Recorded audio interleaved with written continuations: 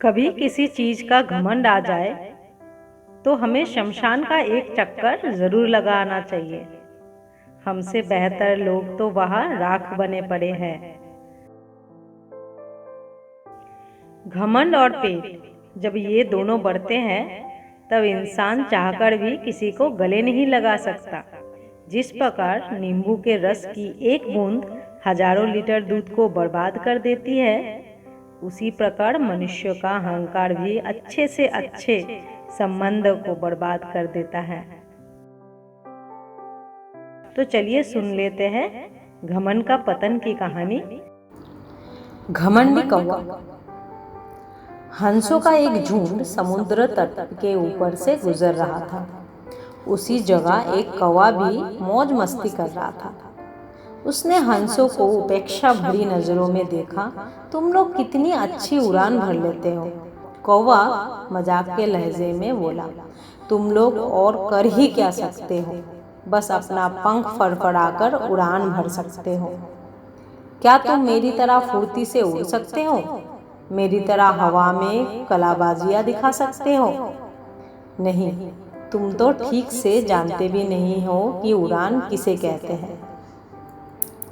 कौवे की बात सुनकर एक वृद्ध हंस बोला, ये अच्छी बात है कि तुम ये सब कर लेते हो, लेकिन तुम्हें इस बात पर घमंड नहीं करना चाहिए। मैं घमंड वमंड नहीं जानता।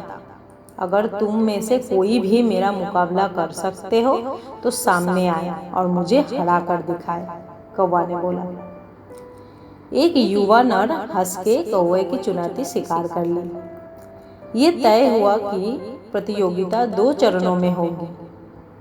पहले चरण में कौवा अपने करतब दिखाएगा और हंस को भी वही करके दिखाना होगा, और दूसरे चरण में कौवे को हंस के करतब दोहराने होंगे। प्रतियोगिता शुरू हो गई।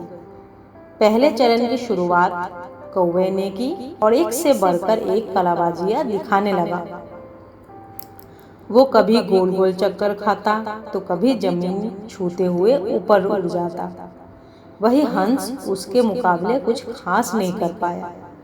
कौवा और भी बढ़ चढ़कर बोलने लगा, मैंने तो पहले ही कहा था कि तुम लोगों को और कुछ भी नहीं आता, कहते हुए हंसने लगा।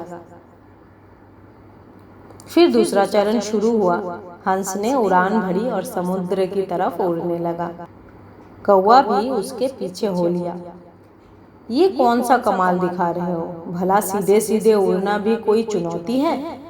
सच में तुम मूर्ख हो, कौवा बोला। पर हंस ने कोई जवाब नहीं दिया और चुपचाप उड़ता रहा। धीरे धीरे वे जमीन से बहुत दूर होते गए और कौवे का बड़बड़ाना भी कम होता गया और कुछ देर में बिल्कुल ही बंद हो गया।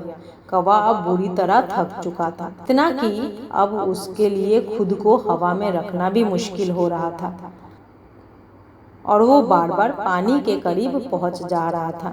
हंस कौवे की स्थिति समझ रहा था, पर उसने अनजान बनते हुए कहा, तुम बार बार पानी क्यों छू रहे हो?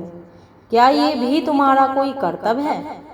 नहीं, कौवा बोला, मुझे माफ कर दो, मैं अब बिल्कुल थक चुका हूँ और यदि तुमने मेरी मदद नहीं की तो मैं यही दम तोड़ दूंगा।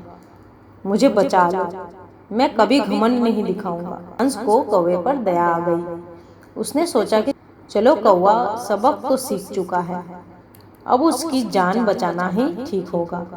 और वो कौवे को अपने पीठ पर बैठाकर वापस तट की ओर उड़ चला।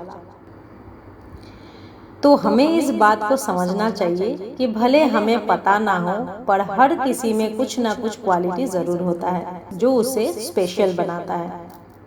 और भले ही हमारे अंदर हजारों अच्छाइयाँ हो, पर यदि हम उस पर घमंड करते हैं तो देर सवेर हमें भी कौवा की तरह शर्मिंदा होना पड़ता है। एक पुरानी कहावत भी है, घमंड का सर हमेशा नीचा होता है। इसीलिए ध्यान रखें कि कहीं जाने अनजाने आप भी कौवे वाली गलती तो नहीं कर रहे हैं। आज ही संभल जाइए।